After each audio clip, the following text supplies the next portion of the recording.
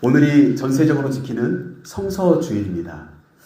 다음 기회가 된다면 성경이 어떻게 해서 우리 조선이라고 하는 곳에 들어오게 되었는지, 한글 성경이 어떻게 만들어졌는지 한번 말씀을 나누면 참 좋겠다, 이런 생각이 들었습니다. 그런데 오늘은 그거보다는 말씀이 어떻게 보면 기본적인 우리가 말씀을 대하는 자세에 대한 이야기를 함께 말씀을 통해서 생각해 보려고 합니다. 말씀 제목에 사실은 답이 다 나와 있어요. 배우고 그리고 확신하고 그 안에 거하는 것입니다. 네, 말씀을 배워야 되고, 말씀을 내가 확신을 가지고 그리고 말씀 안에 살아가는 삶, 이게 오늘 말씀의 내용이다 보니까 오늘 말씀의 제목을 배우고 확신한 일에 거하라, 이렇게 잡게 되었습니다. 여러분, 12월 한 달 동안 전체적인 주제는 복음이에요. 그리고 오늘은 성서주일이고요. 복음은 지난주에도 제가 그런 말씀을 드렸습니다만 복된 소식, 아름다운 소식이죠. 우리에게 들려졌던 소식이고 또 우리가 들려줘야 될 소식이죠. 그러기에 복음은 우리를 변화시켰고 세상을 변화시키는 가장 중요한 내용이 담겨진 책이다, 그렇게 말씀드릴 수가 있겠습니다. 제가 그림을 몇 개 갖고 왔는데, 사진을 갖고 왔는데, 여러분 이게 땡벌이랍니다. 땡벌이라는 단어가 딱 들리자마자 이렇게 막 노래가 떠오르더라고요. 네, 난 이미 지쳤어요. 네. 여러분도 그러지 않으세요? 저만 그런가요? 여러분들 오직 말씀과 기도로 무장되어 있으셔가지고 이런 노래를 잘 모르죠. 그런 찬양을, 그죠? 네. 강진이라고 하는 가수로 모르시죠? 네. 네, 이 땡벌이라고 하는 것이, 제가 오늘 말씀을 준비하면서 왜 이 사진을 가지고 왔냐면, 많은 학자들이 땡벌을 보니까 이 비행 거리는 2km가 넘는데요.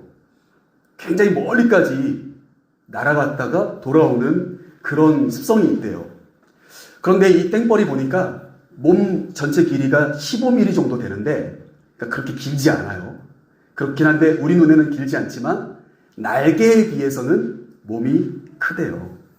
몸도 크고 몸이 길대요. 이게 날개도 여러분 이 사진에 보시면 알겠지만 좀 날개가 빈약해 보입니다. 얇아 보이잖아요. 그렇죠? 폭이 좁고. 그러니까 날개가 몸에 비해서 작은데 어떻게 2km나 넘는 거리를 이렇게 날아가서 이곳 저곳 가서 꿀을 그렇게 모아서 날아올 수 있을까? 아무리 연구해도 답이 나오지 않더래요. 아무리 연구해도. 그래서 해답을 이렇게 내렸답니다. 생존의 법칙.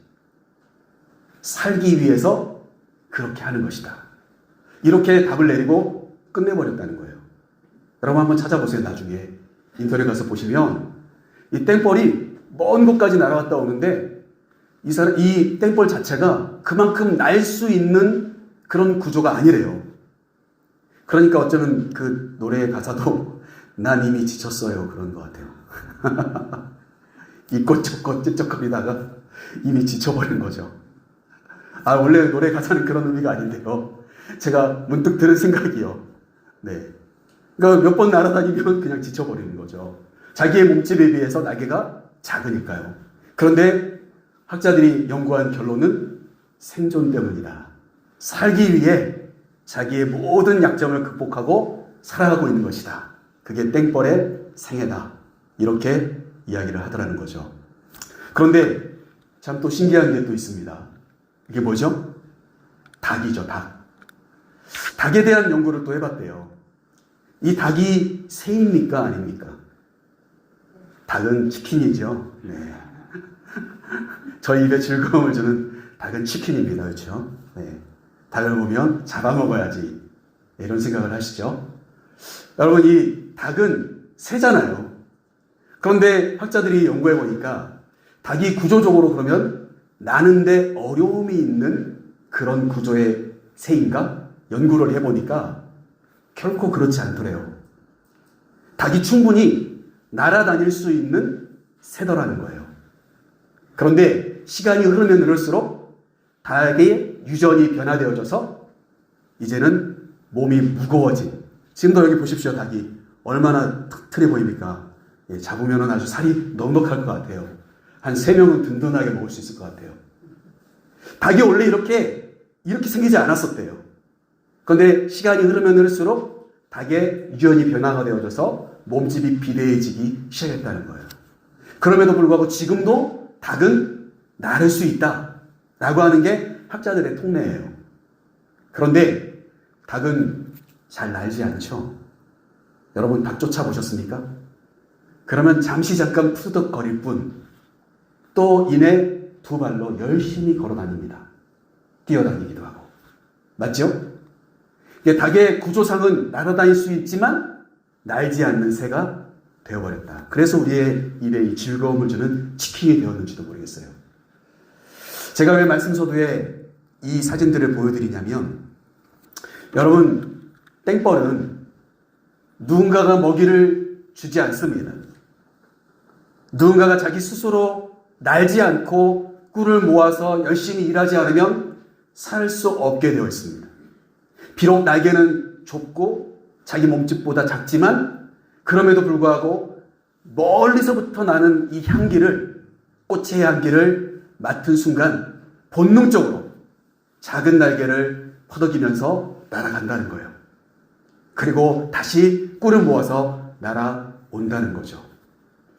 여러분 저는 이 땡벌의 모습이 우리 성도의 삶이 되어야 된다고 생각합니다.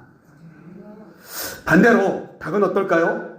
닭은 충분히 날 수 있는데도 불구하고 날기를 포기했습니다. 왜냐하면 사람이 주는 모이를 먹으면 되니까요. 사람의 손에 길들여져 버린 날 수 없는 새 닭. 여러분 우리가 땅의 것을 쪼아먹기 시작하면 하늘의 것을 잃어버립니다. 땡벌은 자기의 몸의 구조보다 더 작은 날개를 가지고도 멀리 날아갔다 옵니다. 닭은 2km가 아니라 100m도 못 날아갑니다. 지금 날려고 하지 않죠. 왜요? 날 필요가 없으니까요. 자기 주인 말만 잘 들으면 언제 잡아먹힐지는 모르지만 주는 모이를 먹고 살 수 있다는 것 때문에 여러분이 이 세상의 것에 매어서 우리가 세상의 가치, 세상의 진리에 길들여진다는 것은 바로 이런 것입니다. 내가 날 수 있는데도 불구하고 안 나는 거예요. 오늘은 안 날아도 먹을 게 있으니까 날지 말자. 그런데 그게 내일도, 한 달도, 1년도, 2년도 이렇게 되다 보니까 몸집만 비대해질 뿐 나는 기능 자체를 상실해버리게 되었다는 거죠. 여러분 저는 오늘 성서주의를 맞이하여서 저와 여러분이 가지고 있는 말씀은 과연 어떤 것입니까? 여러분 이 세상의 가치, 이 세상의 기준을 자꾸 쪼아 먹으면서 여유를 부리시다 보면 하늘의 거를 잃어버리시게 됩니다. 진정한 우리의 삶은, 우리의 사명은 하늘의 것인데 하늘의 것을 잃어버린 채 땅의 것을 쪼아 먹으며 살아가는 그런 구조로 우리의 삶이 바뀌게 될 거예요. 게을러지고 나태해지고 결국 그것이 나의 죽음으로 이르는다는 것에 대해서 인식하지 못한 채 길들여지고 있다는 사실이죠. 여러분 저는 우리 사랑하는 지도자일교회 모든 성도님들이 말씀의 척척박사가 됐으면 좋겠지만 그렇게 되지 않는다 할지라도 여러분이 가지고 있는 그 말씀이 저와 여러분의 양날개가 되어서 우리가 주님을 향해서 날개짓하고 하늘을 향해서 날 수 있는 그런 사명자들이 되었으면 좋겠습니다. 말씀은 능력이 있거든요. 그런데 성도는 능력이 있지 않을 때가 많죠. 말씀은 능력이 있는데 말씀은 살아있는데 성도는 살아있지 못할 때가 많죠. 말씀은 그러한데 나는 그 말씀대로 살지 않죠. 내 편한 대로 살아가죠. 길들여지고 있는 겁니다. 여러분 날 수 있는데도 불구하고 날 수 있는 기능을 잃어버리는 자가 되지 마시고 날 수 없을 것 같은데도 불구하고 날아다니는 자들이 되시기를 주님의 이름으로 축복합니다. 오늘 성서주의를 맞이해서 오늘 이 말씀이 우리 너무나도 잘 아는 말씀이잖아요. 그래서 사실은 그 이어지는 말씀 16절 말씀 17절 말씀을 설교 본문으로 잡을까 하다가 오늘은 조금은 다른 관점에서 앞에 있는 말씀의 제목으로 잡아봤습니다. 오늘 제가 크게 세 가지 우리 정리해 보려고 하는데요. 오늘 배우고 확신한 일에 거하라. 1번 같이 한번 읽어보겠습니다. 말씀을 배웁시다. 우리 옆에 있는 분들께 한번 인사해 보십시오. 말씀을 배웁시다. 말씀을 배웁시다. 오늘 말씀 본문에 나와 있는 내용이죠. 14절 말씀 그리고 15절 말씀인데 우리 기록된 데까지만 우리 말씀을 한번 읽어볼게요. 앞에 화면을 보시면서 읽으시면 좋겠습니다. 그러나 너는 배우고 확신한 일에 거하라.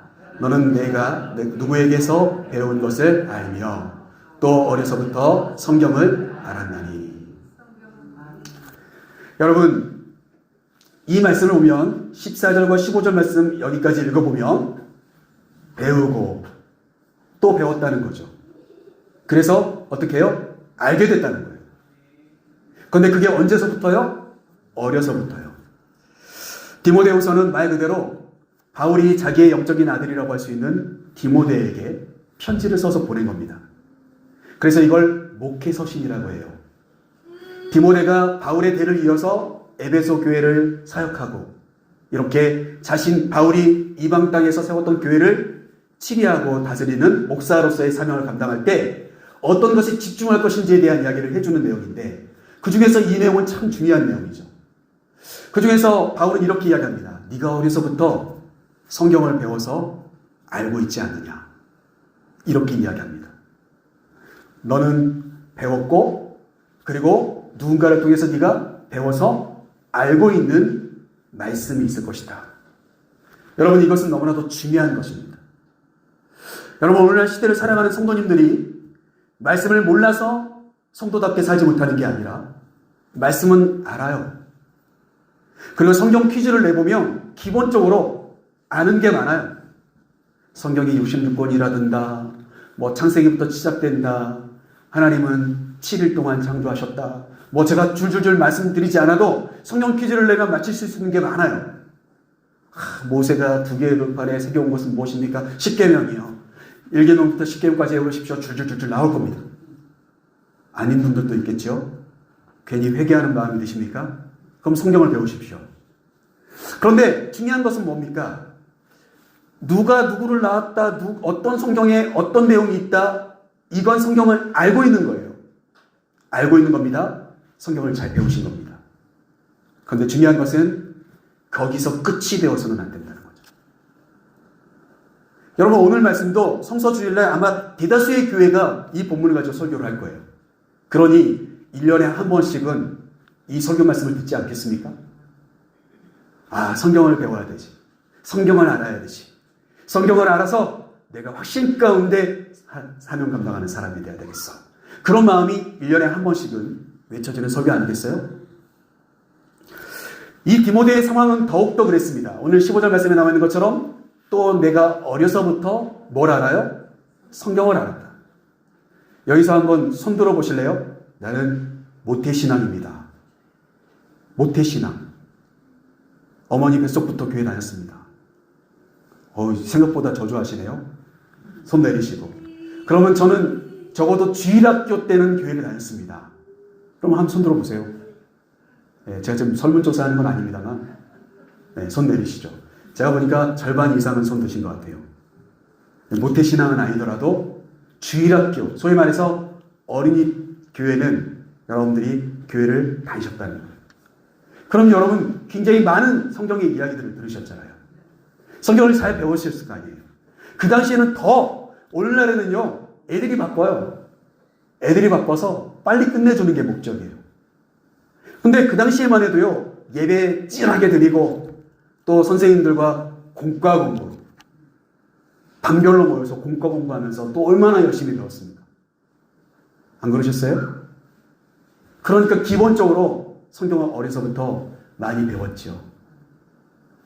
디모데의 상황은 더욱더 그랬습니다. 오늘 말씀은 아닙니다만 디모데후서 1장 5절 말씀을 우리 한번 읽어볼까요?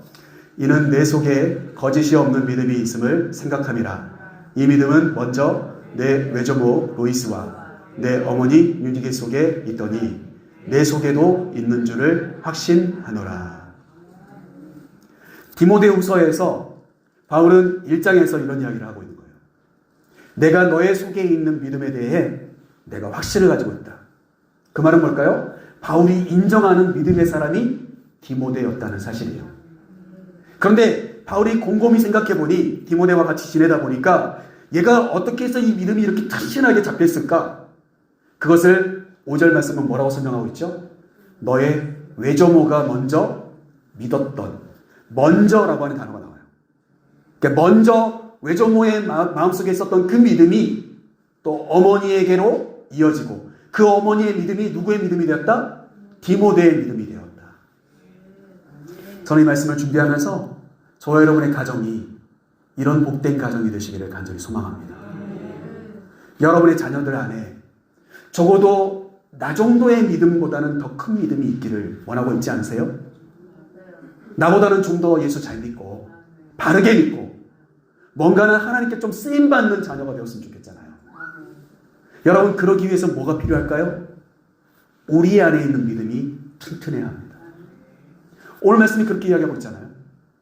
외조모의 믿음이 있었던 것, 그 외조모 로이스의 속에 있었던 것이 누구에게도 있었어요? 그의 어머니의 속에도 있었어요. 그리고 디모데의 속에도 동일하게 자리 잡고 있습니다. 변함없는 믿음, 바울이 인정해 줄 수 있는 만큼의 믿음이라면 정말 대단한 믿음이라고 저는 생각합니다. 여러분, 그 믿음이 무엇을 통하여서요? 말씀을 통하여서 그 안에 자리 잡혀 있었을 것이다. 바로 그것을 오늘 본문을 통해서 우리는 확인해 볼 수가 있는 거예요.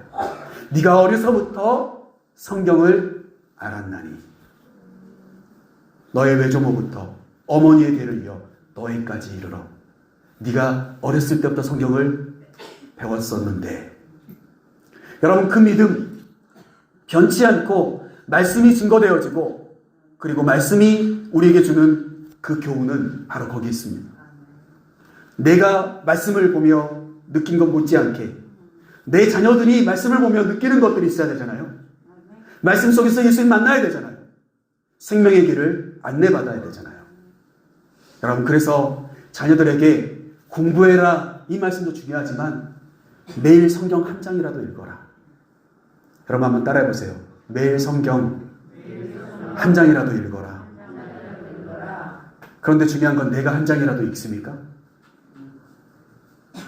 내가 성경 한 장이라도 읽어요? 나도 읽고 내 자녀에게도 읽으라고 해야죠. 그래야 내 안에 있는 믿음이 그들에게도 갈 거 아니겠어요? 적어도 나보다 더 큰 믿음을 원한다면서요. 그러면 성경을 읽어야죠. 말씀을 알아야죠. 말씀을 배우지 않고 무엇을 배워서 도대체 나보다 더 큰 믿음이 되겠습니까? 제자훈련이요? 여러분, 저는 제자훈련 하는 교회에서 사역을 해봤어요. 코피 쏟아가며 병원에 실려다니면서 해봤어요.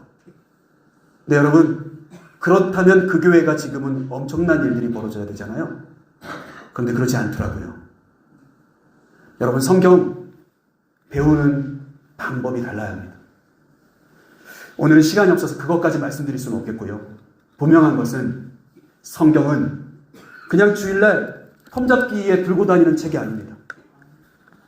그날 주어진 본문 한번 읽고 잘 덮어놨다가 먼지 털어서 들고 오는 책이 아니에요. 성경, 하나님 그 자체입니다. 하나님이 말씀하세요. 말씀을 배워야죠. 하나님을 배워야죠. 하나님의 도를 배워야죠. 여러분, 그것이 성경입니다. 우리가 하루에 한 장이라도, 아니 한 구절이라도 말씀을 읽어보려고 하고 외워보려고 할 때 그러한 영적인 영향력이 우리의 자녀들에게까지 이어지게 될 줄로 믿습니다. 내가 말씀의 사람이 아닌데 누구를 말씀의 사람으로 세울 수가 있어요? 불가능한 이야기죠. 그래서 어떻습니까? 성소주의를 맞이하여서 저와 여러분 먼저 성경을 어떻게 하자고요? 배우자는 겁니다. 배우고 이렇게 이야기합니다. 자, 두 번째 2번 같이 한번 읽어볼까요? 시작. 말씀을 경험합시다. 성경을 읽었다면 거기에 머무는 게 아니라 성경을 한 단계 더 뛰어들어가서 성경을 말씀 그대로 경험해야 되거든요. 여러분, 왜 믿음이 흔들리냐면 목사님의 설교를 듣고 선생님의 가르침을 듣고 우리 부모님의 모습을 보아요. 그런데 그게 내 것이 아니니까요. 나와는 무관한 것이 되는 거예요. 나는 경험해보지 못했거든요. 나는 그 안에 들어가 보지 못했거든요. 그저 교회 다니는 거예요. 어렸을 때 순종적으로 교회 다녔고 세례도 받고 방언도 받고 막 그때는 뭐 팔팔 날아다녔죠. 근데 시간이 지나니까 거기까지 들어가는 거예요. 왜냐? 내 것이 아니니까. 내 것이 내 것이 아니니까. 내 것이 되지 못하게 되었기 때문에. 그러니까 어떻습니까? 이것은 우리 부모님의 믿음일 뿐 나와는 무관한 거죠. 나는 날지 않고 세상의 가치관을 쪼아먹는 닭이 되어버린 겁니다. 그래서 하늘을 보지 못하고 불가능을 가능케 하시는 하나님을 경험하지 못한 채 주는 것 먹고 살아가는 닭으로 전락해버렸다니까요. 그게 이 시대를 살아가는 많은 부모님 대의 믿음을 가지고 있는 자녀들의 모습이에요. 그럼 안타까운 이야기입니다. 뭘 해줘야 됩니까? 오늘 말씀의 제목에도 나와 있어요. 확신을 갖게 하라는 거예요. 말씀을 그냥 배우는 데서 멈추는 게 아니라 확신을 갖게 하라는 거예요. 경험하게 해라. 자, 오늘 말씀을 통해서 우리는 뭘 느낄 수 있냐? 10절 말씀, 11절 말씀. 그 11절 말씀도 다 읽지 않기 때문에 여기 채워진 것까지만 읽겠습니다. 같이 한번 읽어볼까요? 나의 교훈과 행실과 의향과 믿음과 오래 참음과 사랑과 인내와 박해를 받음과 고난과 또한 안디옥과 이고니온과 루스드라에서 당한 일과 어떠한 박해를 받은 것을 내가 과연 보고 알았거니와. 여기서 말하는 나는 바울이고 바울과 함께 만나서 한 일행이 되었던 디모데가 안디옥이나 이고니온이나 루스드라라고 하는, 여러분 이게 이제 사도행전을 읽다 보면은 거기에 나와요. 그곳에서 어떤 일들이 벌어지고 누구를 만났고 어떠한 박해가 있었고 그러한 이야기들이 나오죠.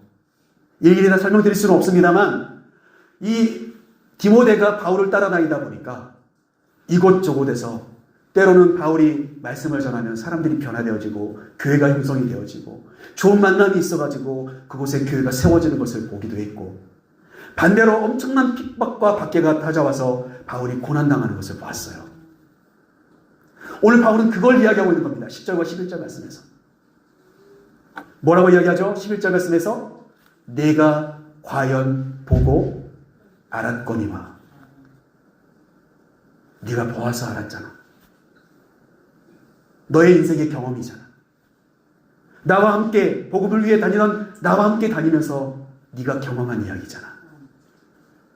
바울은 그렇게 오늘 디모데에게 편지를 쓰고 있는 겁니다. 네가 이미 보아서 알고 있잖아. 내가 어떠한 고난을 받았고 때로는 나의 교훈, 나의 인내, 나의 사랑, 나의 믿음이 어떠한 일들을, 놀라운 일들을 벌이게 되는지 네가 보아서 알고 있지 않느냐. 바울은 오늘 그렇게 디모데에게 이야기하고 있습니다. 이 편지를 여러분 디모데의 입장에서 한번 여러분 받아서 읽는다고 생각해 보십시오. 지금 자신의 몸은 에베소라고 하는 교회를 사역하고 있는 목회자이지만 그 예전의 추억이 떠오를 거 아니겠어요? 아, 바울과 함께 이고니온에 갔을 때, 루스드라라는 곳에 갔을 때, 안디옥에 또 전도행을 마치고 돌아갔을 때 어떠한 일들이 벌어졌었는지 자기가 보고 알았잖아요. 그 추억이 떠오르게 된 겁니다. 디모데는 이 편지를 보면. 우리는 감흥이 없지만 디모데는 이 편지를 읽는 순간 그 장면이 스치듯이 탁 지나갈 거예요. 왜요? 그건 디모데의 이야기이기도 하니까요. 바울과 함께 경험했던 이야기. 여러분, 우리가 이걸 보면서 별로 감흥이 안 오는 것처럼 우리의 자녀들이 똑같다니까요. 아브라함이 75세에 부르심 받고 100세의 아들을 낳았다라. 뭐가 나랑 상관이 있냐는 거예요. 나는 결혼해가지고 바로 애를 푹 낳을 수가 있는데 나랑 무슨 상관이냐는 거예요. 아브라함은 땅을 주시겠다고 했고 민족을 주겠다고 했는데 그게 나랑 무슨 상관이냐는 거예요. 세상의 가치관으로 승진하고 성공하여서 돈 많이 벌어서 부동산 사면 되지 뭐. 이 아파트 사가지고 돈 불려가지고 다른 아파트 사고 주식 투자하고. 여러분 그러지 않습니까? 나랑 무슨 상관이냐는 거예요. 여러분, 그것이 상관이 있다는 것을 삶으로 경험하게 해줘야 돼요. 저와 여러분도 마찬가지입니다. 왜 우리가 말씀은 잘 알아요? 사랑하라고 그래요. 우리가 아까 찬송가 202장 찬송 부를 때도 주께서 나를 사랑하니 즐겁고도 즐겁도다. 근데 별로 안 즐거워, 표정은. 아이고, 이놈의 찬양 5절까지 있네. 오늘 또 예배 늦게 끝나게 생겼네. 주께서 나를 사랑하니 즐겁고도 즐겁긴 뭐가 즐거워. 여러분, 내 것이 아니면 감동이 없어요. 하나님이 나를 사랑하는 것을 내가 경험하지 못하면 기쁘지 않아요. 말씀이 나와 연결이 안 되면 그 말씀은 무의미해요. 말씀은 경험해야 제맛입니다. 우리가 아까 교동문 읽을 때도 나오잖아요. 주의 말씀이 내 입에 어찌 그리 단지요. 꿀송이와 같습니다. 다윗의 그 고백이 저와 여러분의 고백이 되기 위해서 뭐 해야 되겠습니까? 말씀이 내 것이 되게 해야죠. 여러분, 그런데 오늘 말씀 보십시오. 11절 말씀을 우리 다시 한번 읽어볼게요. 11절. 이제 11절 완성해서 다 읽어보겠습니다. 같이 읽어보겠습니다. 박해를 받음과 고난과 또한 안디옥과 이고니온과 르스드리아에서 당한 일과 어떠한 박해를 받은 것을 내가 과연 보고 알았거니와 주께서 이 모든 것 가운데서 나를 건지셨느니라. 아멘. 바울이 이야기하죠. 박해를 받고 고난을 당했지만 수많은 곳에 가서 좋은 만남도 있었지만 그에 못지않은 수많은 고난이 찾아와서 어쩔 수 없이 도망가듯이 피해서 다른 곳으로 이동하는 그런 순례의 길을 갔지만 바울은 한마디로 딱 정리해서 이야기합니다. 그러나 주께서 이 모든 것 가운데서 나를 건져내셨다. 바울은 그것이 자기의 인생의 경험이에요. 바울은 그거보다 더 큰 고난이 다가온다 할지라도 주님을 부인할 수 없어요. 왜냐하면 그 엄청난 고난과 박해 속에서도 주님이 자신을 구원해 주셨으니까요. 건져 주셨으니까요. 그 경험이 어떻습니까? 앞으로의 자신의 삶을 인도할 것을 믿고 있고, 그리고 이 편지를 보고 있는 디모데도 동일하게 경험해야 될 믿음의 확신. 그러나 주님께서 나를 건져 주실 것이다. 나는 그렇게 경험하며 살아왔다. 바로 그 고백이 디모데의 고백이 되기를 원하는 간절한 바울의 마음이 이 말씀 가운데 담겨져 있다는 사실입니다. 저도 믿음을 가지고 있는 아빠이지만 때로는 참 많이 부끄러워요. 조그마한 일만 생겨도 다툼이 생기고 화가 나고 무너지거든요. 여러분은 어떠십니까? 말씀을 전하는 목사이면서도 불구하고 말씀을 알지요. 전하죠. 그런데 내가 그렇게 살지 못해요. 그러면서 자녀들에게 그렇게 살아가라고 말할 수가 있을까? 참 힘든 이야기죠. 그렇게 살아가는 부모의 모습을 봐야 될 거 아니겠습니까? 그렇게 힘들고 어려운 일이 다가와도 그 안에서도 하나님이 역사하시는 것들을 봐야 되지 않겠습니까? 그 고백이 있어야 되고 그걸 보아야 되고 그걸 경험하게 돼야 되지 않겠습니까? 그럴 때 어떻습니까? 우리의 자녀들에게도 저게 진짜 믿음대로 사는 것이구나. 저게 말씀대로 살아가는 모습이구나. 라고 하는 것을 깨닫게 되지 않겠습니까? 성경을 경험해야 합니다. 저와 여러분에게도 오늘 그리고 우리의 자녀들에게도 이 시대를 살아가는 모든 성도들이 말씀을 경험하는 자가 될 수 있기를 간절히 소망합니다. 자, 세 번째 같이 한번 읽어볼게요. 시작. 말씀대로 지혜롭게 삽시다. 오늘 말씀을 통하여서 우리가 마지막으로 생각해 볼 수 있는 것은 지혜를 구하셔야 합니다. 여러 가지로 설명드릴 수가 있습니다. 모든 성경은 하나님의 감동으로 되었다고 16절 말씀에서 이야기합니다. 그 말은 뭘까요? 하나님의 영으로 성경이 기록되었어요. 하나님의 영이 임한 자들이 성경을 기록하게 되었어요. 여러분, 그 말은 뭘까요? 우리가 성경을 바르게 알고 바르게 배워서 나의 것으로 만들기 위한 가장 중요한 포인트는 뭐라는 겁니까?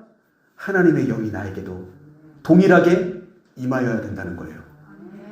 저는 그것을 지혜라고 이야기하고 싶어요. 내 안에는 없는데 하나님으로부터 오는 것. 나는 이 순간에 다른 사람들과 다를 게 없는 육신을 가지고 있는 한계가 있는 인간일 뿐이에요. 그런데 순간 뭔가가 떠올라요. 하나님께 기도하고 하나님 말씀 듣고 예배하고 하나님께 매달리다 보면 갑자기 뭔가 하나님이 떠오르게 하실 때가 있거든요. 여러분, 그것이 생명의 길이에요. 그 순간 우리는 지혜의 사람이 되어집니다. 오늘 말씀 한번 볼까요? 13절 말씀을 한번 보겠습니다. 13절 같이 한번 읽어볼까요? 악한 사람들과 속이는 자들은 더욱 악하여져서 속이기도 하고 속기도 하나니. 왜 우리가 지혜로워야 되냐면, 왜 내 안에 있는 에너지로는 내가 이 세상을 살아갈 수 없냐면, 말씀대로 살아갈 수 없냐면, 말씀을 빼앗겨 버릴 수밖에 없는 이유가 바로 여기에 있다는 거예요. 이 시대가 악하여지고 있기 때문에. 더 악하여져서 너무너무 잘 속인다는 거예요. 가짜가 난무한다는 거예요. 오늘 무슨 트로트가 막 계속 생각나는 거예요. 찐이 생각나더라고요. 네, 완전 찐이 생각나는 거예요. 네. 여러분들은 너무 경건하셔서 잘 모르시죠? 네. 여러분, 근데 진짜가 가짜에게 속고 있는, 진짜를 못 믿고 가짜를 믿고 있는 그런 시대를 우리가 살아가고 있어요. 무엇이 진짜입니까, 진짜? 여러분, 그게 진리잖아요. 변함없는 거. 믿으면 구원이 일어나고 믿으면 생명이 나타나는 거. 그게 진짜 아니겠습니까? 그게 진리잖아요. 말씀은 진리예요. 말씀을 풀어내는 자가 문제일 뿐, 말씀을 읽는 우리가 문제일 뿐, 말씀을 잘못 이해해서 2단이 되고 3단이 되는 게 문제일 뿐, 말씀은 진리인데 왜 우리가 속고 있을까요? 지혜롭지 못해서입니다. 이 말씀이 기록될 때 그 지혜가 나에게 임하면 우리는 속지 않습니다. 진리 안에 들어가게 될 것입니다. 우리의 말씀을 빼앗기지 않게 될 것이라는 거예요. 여러분, 지혜를 구하십시오. 하나님의 성령의 충만함을 구하십시오. 그게 바로 이 말씀을 통하여서 우리가 깨달아야 될 마지막 부분입니다. 우리 15절 말씀 한번 읽어보겠습니다. 15절 같이 읽겠습니다. 또 어려서부터 성경을 알았나니 성령은 너희 너로 하여금 그리스도 예수 안에 있는 믿음으로 말미암아 구원에 이르는 지혜가 있게 하느니라. 아멘. 성경은 지혜가 있게 한대요.